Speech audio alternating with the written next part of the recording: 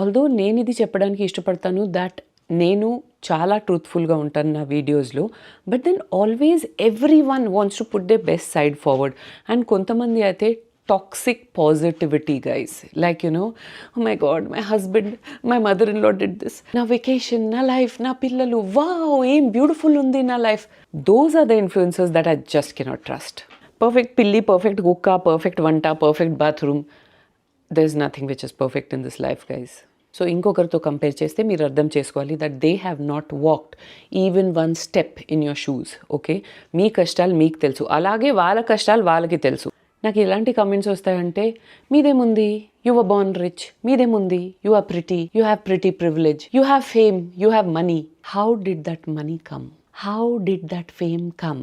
How did I turn pretty? వీటన్నిటికీ నా side నుంచి నా వంతు ఎఫర్ట్ నేను పెడుతూ ఉంటాను. అప్పుడే ఇవన్నీ వస్తాయి గైజ్ మనుషులకి.